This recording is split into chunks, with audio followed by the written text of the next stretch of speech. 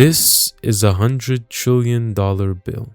Not a prop, not something from a board game. A real piece of currency that the government of Zimbabwe printed and put into circulation in January 2009. On the day it was released, it was worth about $30 US. But by the time most people tried to spend it, it was worth less than the paper it was printed on. But here's the thing that nobody tells you about this note. The man who made it possible, the man who ran the country that printed it, used to be considered one of the greatest liberation heroes Africa had ever produced. This is the story of how the same man who freed Zimbabwe then decided to destroy it. And more importantly, why he did it on purpose. The year is April 1980, and Zimbabwe has just been born. The man standing at the podium is Robert Gabriel Mugabe. He is 56 years old and he has spent 11 years in prison for opposing white minority rule. Behind bars, he earned 3 university degrees. He had already had 4 before he was imprisoned, so 7 in total. He is disciplined, he is brilliant, and by almost every account at the time, he is genuinely committed to building something new. And Zimbabwe, in this moment, genuinely had everything it needs to do exactly that. It has the highest literacy rate on the African continent. It has world-class commercial farms producing tobacco, maize, and cotton. Enough not just to feed the country, but to export food to its neighbors as well. People call it the breadbasket of Africa, not as a compliment, as a literal description of what the place produces. The infrastructure is functioning, the economy is running. The soil is among the most fertile on earth. And in his independence speech, Mugabe says something that the whole world hears. If yesterday I fought you as an enemy, today you have become a friend. The wrongs of the past must now stand forgiven and forgotten. A liberation hero, a call for reconciliation, a country with everything going for it. So what happened?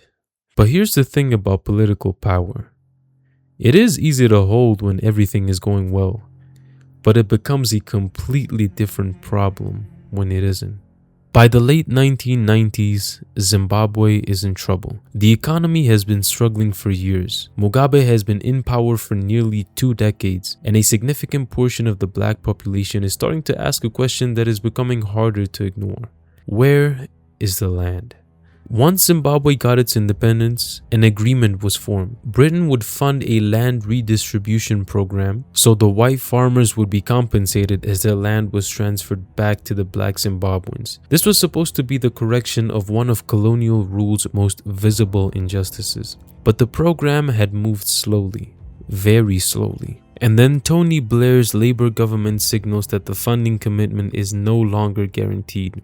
Therefore, the pressure on Mugabe intensifies. So we have the war veterans, the men who fought in the liberation struggle that brought him to power. They're angry now. They were promised land. They were promised a different life. They have been waiting for 20 years. So they start invading farms, occupying them by force, and Mugabe faces a decision.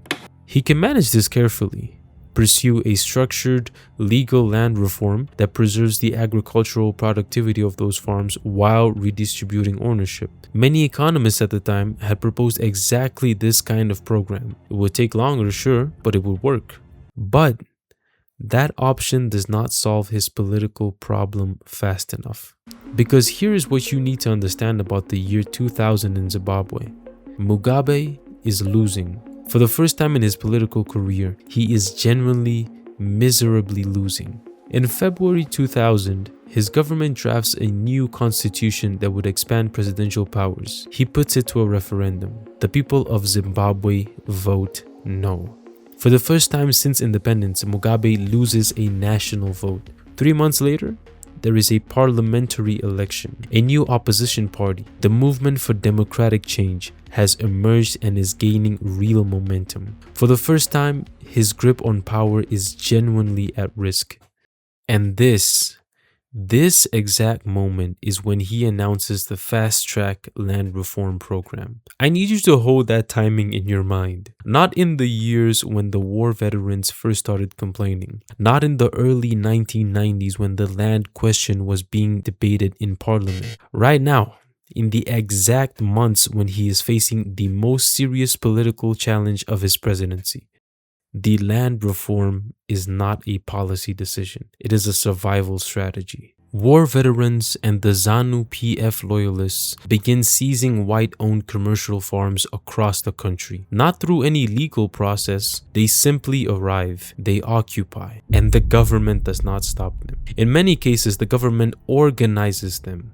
The farms are not handed to experienced black farmers. They are given to war veterans, to political allies, to ZANU-PF members, people who have no commercial farming experience, people who have never even ran an irrigation system, never managed a supply chain, never operated the machinery that makes these farms productive. And Mugabe knows this. He has been running this country for 20 years. He has advisors, he has economists, he has international agricultural institutions telling him exactly what will happen if you seize highly specialized commercial operations and hand them to people with no experience running them. He's not ignorant of this. He has 7 degrees. He makes a calculation. He decides that the political risk to himself is more urgent than the economic risk to his country. He decides that keeping his base, the war veterans, the ZANU-PF loyalists, happy and loyal is worth more in the short term than keeping the farms running. He decides that an election loss is a greater threat than a food shortage. And so,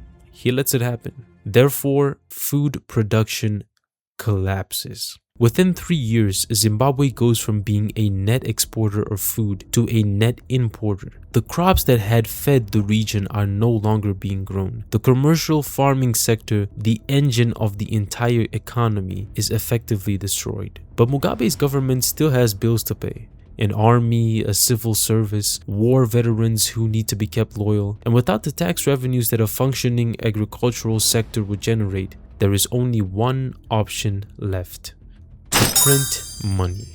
And this is where the spiral becomes truly impossible to stop. Every time the government prints more money, the money already in circulation loses its value. So prices rise. So they print more to cover the same costs. So prices rise further. So they print more.